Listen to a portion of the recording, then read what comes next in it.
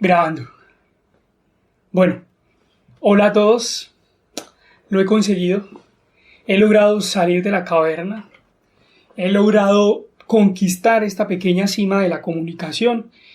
Y pues bueno, estoy aquí en un video, pues el primer video, con el propósito de presentar este proyecto que tiene como principal objetivo pues comunicar lo que a mí me gusta, intentar extender una parte de mi trabajo a un mundo digital.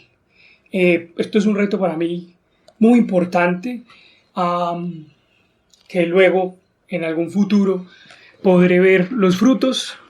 Sin embargo, no me adelanto al futuro y voy a concentrarme en el asunto de hoy.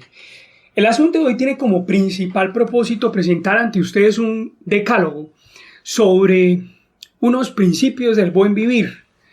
Antes de dar la aclaración, antes de hacer el discurso sobre el decálogo, tengo que decir necesariamente que decálogo significa 10 palabras.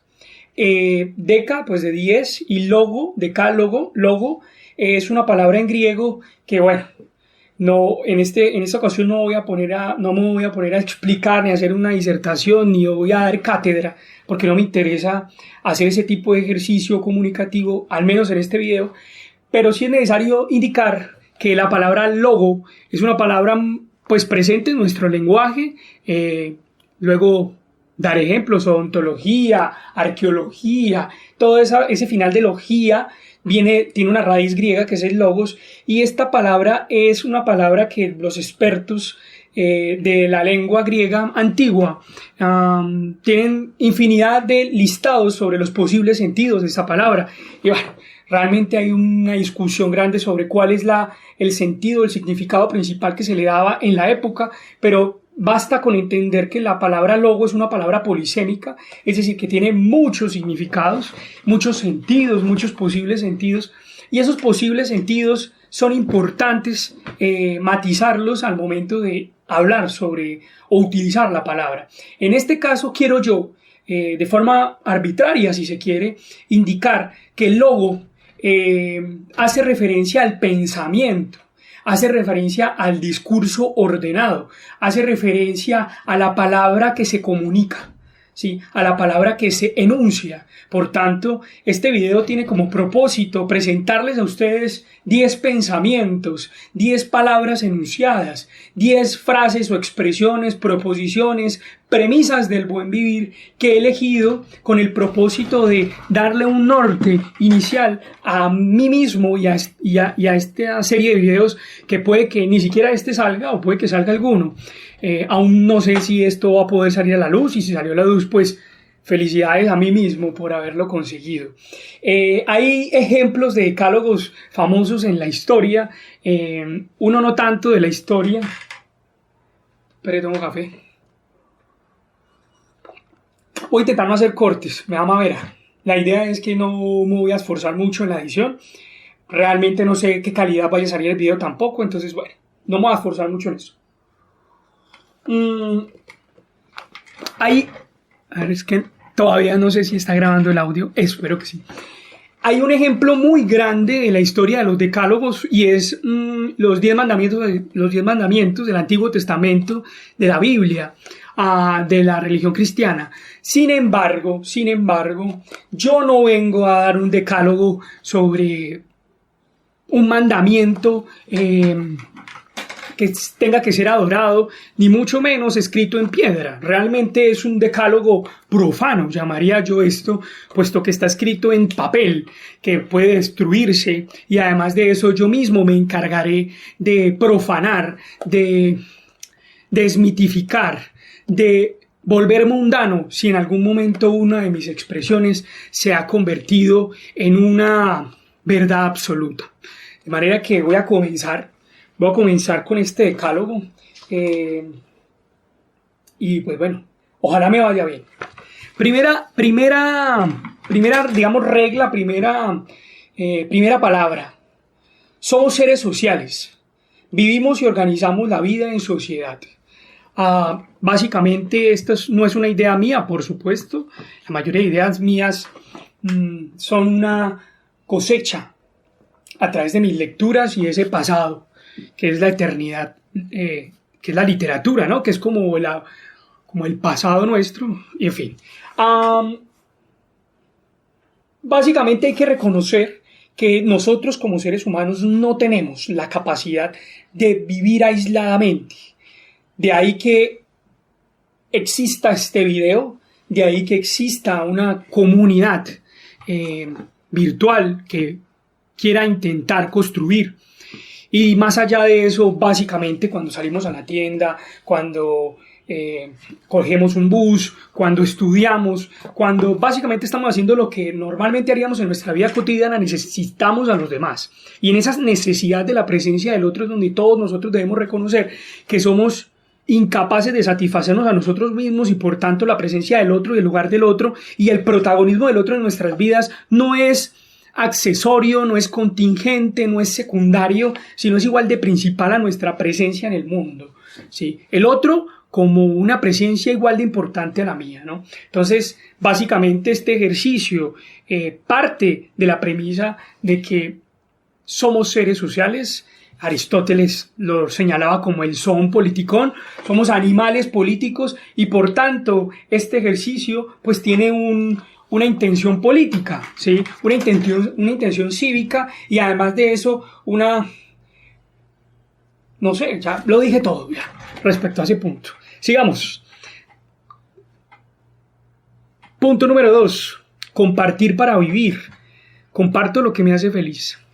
Bueno, ¿cómo explico esto? Quiero decir que cada uno de nosotros tiene unos hábitos que le llenan de satisfacción, que le generan placer. Uno de mis principales hábitos que he construido a través de la historia de mi vida, que es súper corta. Recuerdo cuando yo decía eso en clase, una profesora se reía de mí porque pues la historia de mi vida básicamente se cuenta con los dedos. Sin embargo, quiero señalar con esta expresión que la lectura se ha convertido en un lugar y se ha convertido en un hábito y se ha convertido en una actividad que me llena de mucha satisfacción. Y a medida que ha avanzado el tiempo, he leído más libros de los que pensaba haber leído algún día de mi vida. Tampoco es que me haya leído mucho. Básicamente no voy a leer todo lo que quiero leer en la vida. De ahí la ansiedad de querer leer más y más. Y me daba cuenta que esa satisfacción quedaba reposada cuando no podía comunicarlo con alguien o con algo, y eso me llenaba de mucha frustración. Entonces, al llenarme de mucha frustración, el no poder comunicar, el no poder compartir, el no poder intercambiar ideas acerca de las cosas que yo leo y acerca de las cosas que voy reflexionando, encontré que básicamente cuando nosotros nos sentimos felices o sentimos cierto placer, una de las cosas que queremos hacer, entre otras, además de seguir conservando ese placer, es compartirlo. Y por tanto, yo quisiera que esta acción de compartir se realizara a través de la escucha de ustedes. Sin embargo, el ejercicio mismo de estar expresándolo a través de una imagen, para mí ya es satisfactorio. Que resulte entretenido no es algo que en este momento me esté ocupando, puesto que básicamente yo no creo conseguir ese entretenimiento que exigen las redes sociales ni que exige el mundo del Internet. Entonces, intentaré hablarle a la persona que me quiera escuchar y conseguir ese interés será mi objetivo a través de mi discurso. 3. Uno muy importante para mí. La vida como un romance. Poetizar lo cotidiano. A ver, este es muy importante debido a que normalmente en nuestro diario vivir conseguimos adaptarnos a una rutina, conseguimos adaptarnos a unos hábitos relacionados con el deber o lo que debemos hacer para poder sobrevivir. En mi caso, trabajar. Yo soy profesor de bachillerato de las materias de ética y filosofía. No hace mucho tiempo, pero ya les puedo contar con una mano al menos la experiencia que llevo en ese ejercicio de ser profesor para niños y niñas y adolescentes. Y pues no es mi primer trabajo y espero que no sea mi último trabajo, pero la exigencia laboral y además de eso la costumbre de vivir, hagan lo que hagan ustedes, no importa qué cosas hagan, la vida que está enmarcada en una rutina de, pues, digamos, esta vida moderna, como quiera que se llame, la etiqueta que queramos ponerle, ¿cómo lo puedo expresar? Tiene unas fuerzas que hacen que toda esta vida pierda, pero va a sonar un poquito raro, pero pierda la magia, ¿sí? Y normalmente nosotros comenzamos a ver la piedra como piedra, la puerta como puerta, el camino como camino, el trabajo como trabajo, y comenzamos a vivir mirando las cosas aparentemente tal y como son. Y yo considero que eso es muy dañino. ¿Por qué dañino? Porque yo pienso que tengo que comprarme otra silla, esta silla se me va. Yo pienso que la vida debe tener un poquito de magia, debe tener un poquito de sentido, y ese sentido se lo aportamos nosotros. Entonces, en ese aporte es lo que yo llamo la poetización de lo cotidiano, puesto que lo cotidiano como cotidiano es demasiado concreto, demasiado particular, es un muro de piedra con el que usted se va a estrellar, de pronto si usted atiende a un cliente, de pronto si usted vende algo, de pronto pues en el trabajo que usted elabore, pues no va a aparecer algo mágico si usted no se lo pone. Entonces, no sé si me está haciendo entender respecto a este punto. En mi mente era mucho más fácil explicarlo, pero básicamente entiendo que el hábito de la lectura pues es un incentivo para la imaginación, y la imaginación es una herramienta que tenemos nosotros precisamente para llenar de magia o mitificar la realidad. Para algunos sería esto una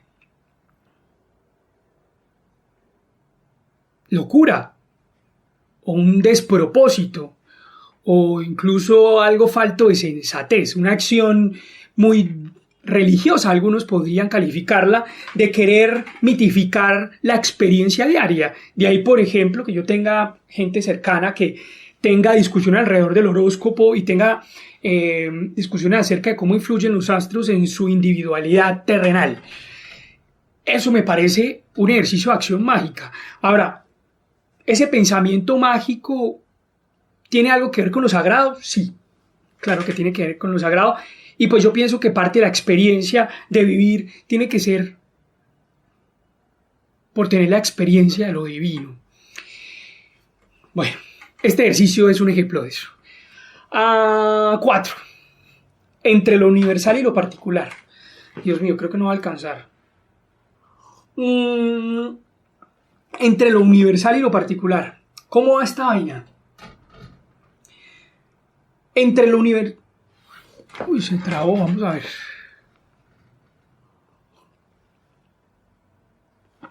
No sé, creo que tuve un error, vamos a ver. Bueno, yo creo que va a seguir. Si se me dañó la grabación, pues ya veré qué pasa. Espero que se esté viendo bien al menos. Entre lo universal y lo particular. ¿Qué quiero decir con este tema? Lo universal lo entiendo como Dios, lo universal lo entiendo como el Estado, lo universal lo entiendo como la familia, lo universal lo entiendo como toda aquella institución o toda instancia de poder que esté sobrepuesta a mí o que me supere. ¿Sí? Lo universal como mi jefe, lo universal como mi madre, lo universal como la norma, lo universal como la ley. Y lo particular tiene que ver con mi acción individual de respirar, mi acción individual de hablar, mi acción individual de ser individuo y mi estar aquí en el mundo. Y yo considero que nosotros, los seres humanos, somos esa pugna entre lo universal y lo particular. ¿Por qué me estoy refiriendo a esto? Porque hay algo que en la vida cotidiana ha determinado mis relaciones humanas y ha determinado mis vínculos personales. Voy a limpiar un poquito lo que está haciendo mucho calor. como hace mucho ruido afuera, no puedo abrir mucho la ventana porque me da calor, pero bueno, yo creo que va a tocar un poquito. Que me muero calor. Bueno, sigamos. Solamente espero que esté funcionando bien el video. Estaba hablando de eso porque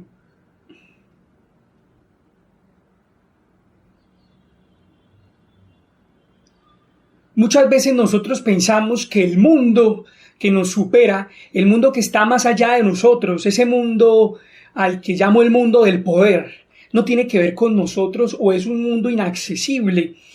Y yo pienso que no. Yo pienso que, bueno, no estoy descubriendo una idea novedosa. Simplemente estoy señalando que nosotros como seres humanos tenemos que ver con lo universal también. Es decir, esta acción individual de estar hablando frente a una cámara y quizás frente a un auditorio inexistente absolutamente, ¿sí? Y eso en este momento a mí me parece una ironía, el estar hablando de un auditorio inexistente. En este ejercicio yo estoy intentando definir al ser humano. Y eso suena muy pretencioso y al mismo tiempo yo diría que falso, porque yo no estoy definiendo al ser humano, y si estuviera definiendo un ser humano es al ser humano llamado Gerson David Cabrera, que soy yo, puesto que mis monumentos son mis actos y la resistencia que tiene mis palabras me importan menos que la resistencia que tienen mis actos durante el transcurrir del tiempo. Por tanto, este video y todos los videos que siguen, y cada vez que me levanto y cada vez que hago algo por mí, es una pugna abierta frente a esa instancia del poder universal. Y por eso hablaba sobre que esa actividad que yo, esa forma de entender mi acto individual, como hacerme un café a las 4:30 de la tarde, tiene que ver con usted y tiene que ver con todos los seres humanos, porque hay un movimiento filosófico que se llama existencialista, que supone que el acto individual define al ser humano al mismo tiempo, y es como una salvación moral sobre, por ejemplo, un corrupto que está en una oficina y entiende que su acto de firmar unos documentos que le corresponden a la desviación o corrupción del erario público para una persona particular.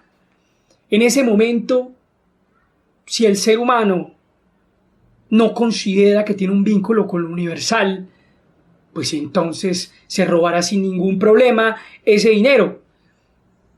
Y yo considero que sí lo tenemos, y por tanto, si yo fuera esa persona, pues no voy a decir qué haría, pero si lo digo por fuera, por supuesto, diría que esa acción no solamente tendría que ver conmigo, sino con todo el mundo, y esa acción definiría al ser humano también. Entonces, ¿qué es lo que quiero decir? Que este video y esta comunicación que estoy haciendo la considero parte de todos nosotros. Y esto me conlleva al punto número 5 que tiene por nombre: soy uno y todos. Somos uno y uno es todos. ¿En qué sentido? Que mis actos, que ustedes tienen que ver conmigo y yo tengo que ver con ustedes.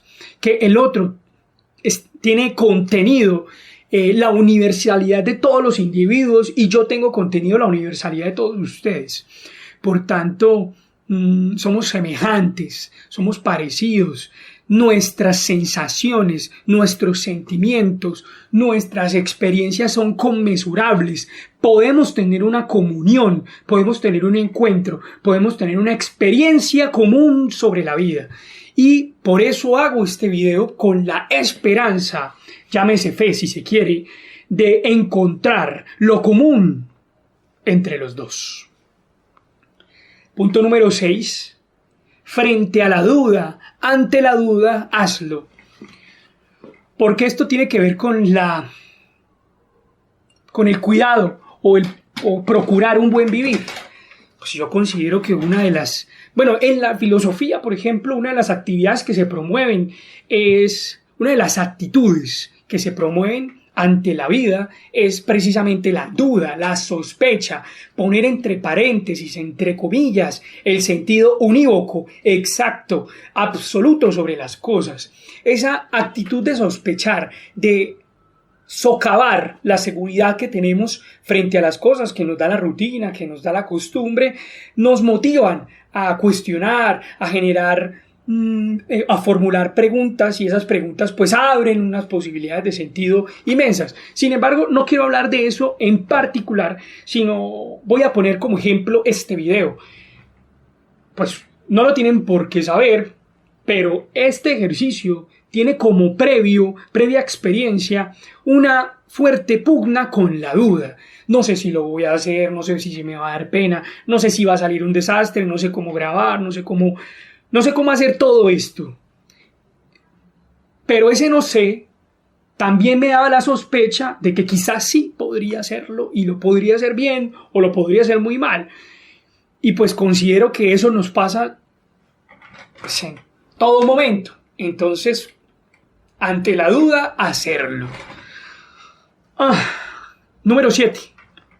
No pretendo la verdad. Este punto es muy importante. Yo no pretendo la verdad en mis palabras, lo cual parece que estuviera jugando con ustedes al decirles que no pretendo la verdad en mis palabras. Y quiero explicarlo de la siguiente manera. Yo estudié filosofía, y uno en la carrera de filosofía tiene mucha cercanía con el concepto verdad. Uno de los sentidos de la palabra verdad, desde el punto de vista griego, tiene que ver con el encubrimiento que se hace de algo. De hecho, la verdad significa descubrir, develar, quitar el velo, sin cubrimiento, al descubierto. La verdad es lo evidente, lo que está frente a todos, de tal manera que es imposible negar su presencia o es imposible negar su sentido. Pues yo sospecho de la verdad. Y como sospecho de la verdad, hace mucho tiempo, cuando me gradué de filosofía, entendí que estaba enfermo, tenía una enfermedad. Y esa enfermedad tenía que ver con la verdad. ¿Y a qué quiero decir? Que después de escribir la tesis, yo no podía escribir nada, porque quería decir la verdad siempre. Quería que cada frase pudiera ser verificada, o que en su falsación fuera imposible ser falseada porque era absolutamente verdadera.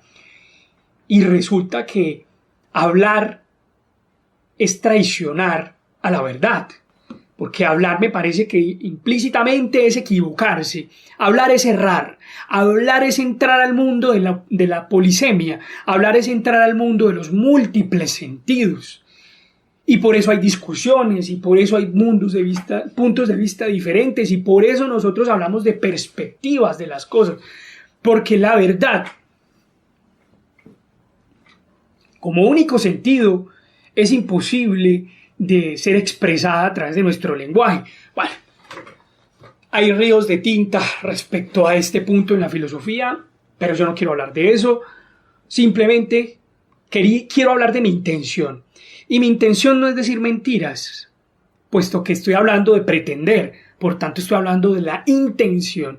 Y mi intención es ser veraz, que no es lo mismo que decir la verdad. Yo quiero conseguir la veracidad en mis palabras.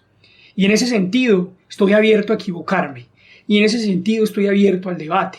Y en ese sentido estoy dispuesto a encontrar un contrario a las afirmaciones que propongo reflexionar. Y en ese sentido, la presencia del otro es una presencia indispensable para que mi veracidad se complete. Por tanto, no pretendo la verdad, pretendo ser veraz. Y los pretendo a ustedes, en cierto sentido. 8, ya casi acabo. Qué video tan largo para ser el primero. Asistir a la comunión, ese es el 8. El 8. Asistir a la comunión entre pensar, hablar y actuar. Pensar, hablar y actuar. Asistir a la comunión. A medida que uno va creciendo, se le exige al individuo congruencia, coherencia, lo cual significa que lo que pensamos sea lo mismo que lo que decimos y lo que decimos tenga una resolución o una materialización en nuestras acciones. A eso le llamamos una persona coherente, una persona que dice y piensa y hace lo mismo. Seamos sinceros. Ser coherente es fácil. Conseguir una igualdad, conseguir una equivalencia entre nuestros pensamientos, nuestras palabras y nuestras acciones es sencillo. Pues yo pienso que no.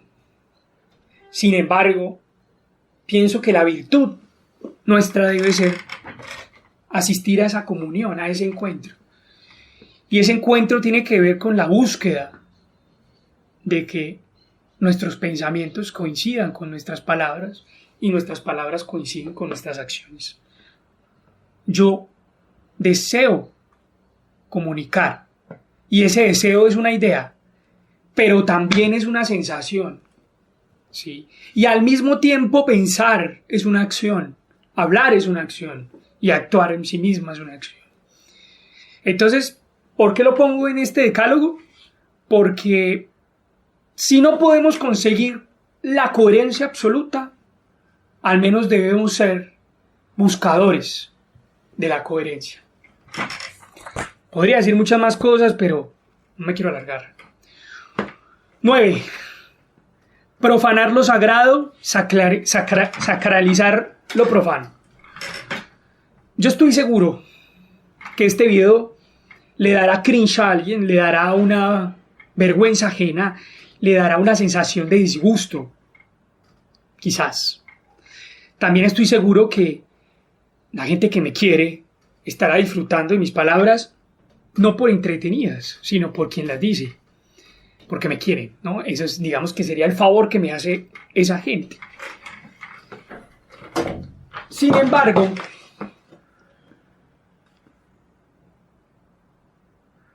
quiero hablar sobre, porque estoy diciendo esto, volvamos al punto. Profanar lo sagrado y sacralizar lo profano. A ver, profanar. Cuando pienso en profanar, pienso en abrir una tumba. Cuando pienso en profanar, pienso en tomar la hostia y tirarla al piso. Cuando pienso en profanar, tiene que ver con un robo de algo sagrado. Y yo considero que en esa pugna entre lo universal y lo particular, de manera simbólica, por supuesto, no estoy incitando a la violencia en la religión. Los adolescentes, yo ya no soy adolescente, pero cuando fui adolescente tuve una batalla campal con la religión. Y esa batalla campal con la religión tenía que ver con la rebeldía que nacía de la imposición de unas normas. Porque las normas son para imponerse. ¿Para qué otra cosa serviría una norma? Y yo considero que esa rebeldía, además que trabajo con jóvenes y niños, es una actitud que debe ser incentivada, puesto que la profanación también tiene que ver con el cuestionamiento, tiene que ver con la rebeldía, tiene que ver con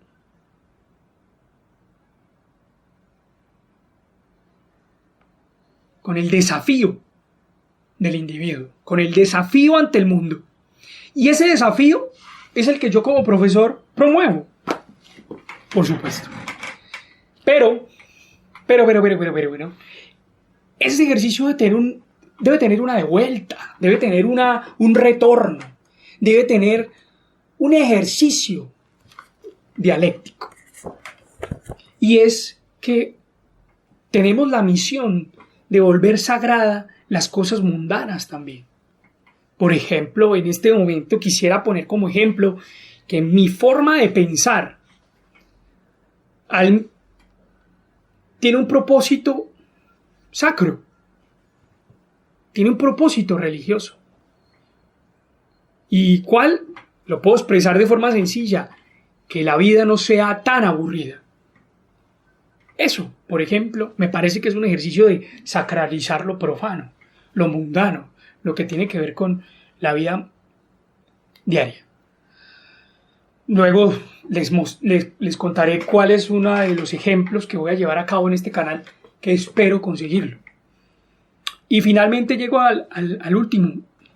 Somos la medida de todas las cosas. Esta máxima tampoco es mía, por supuesto. Esta frase tiene más de 2400 años, diría yo, aproximadamente. Somos la medida de todas las cosas. Se expresó en su momento como el hombre es la medida. El hombre es la medida de todas las cosas. Y con esto quiero señalar que nosotros como seres humanos tenemos el metro. Nosotros como seres humanos tenemos el instrumento. Nosotros como seres humanos tenemos la herramienta para valorar el mundo, para simplificarlo o volverlo más complejo. Y por supuesto, cada uno de nosotros es una medida distinta. Cada uno de nosotros es una herramienta diferente, pero conmensurable, comparable, semejante, que tenemos una experiencia sobre lo común. Y con esto quiero señalar claramente un relativismo, una multiplicidad de sentidos, una multiplicidad de puntos de vista, de puntos de partida diferentes. Claro que lo quiero señalar. Pero al mismo tiempo, en ese relativismo, quiero señalar que la propia expresión somos la medida de todas las cosas se presenta ante nosotros como un posible elemento dogmático. Es decir, una expresión irrefutable. ¿Será posible entenderlo de otra manera? ¿Será posible que exista una medida universal diferente a la nuestra, diferente a la humana? O quiero decir, nuestros puntos de vista, al ser relativos, al tener cada uno nuestro punto de vista, es posible conseguir una comunión entre todos y llegar a una verdad que no tenga que ver con nuestros puntos de vista, sino que tenga que ver con un punto de vista superior al nuestro. Más o menos ese es el problema que intuyo al expresarlo. Bueno, no voy a hablar más. Este fue el decálogo sobre el buen vivir, que pudo haber sido 20, pudo haber sido 15.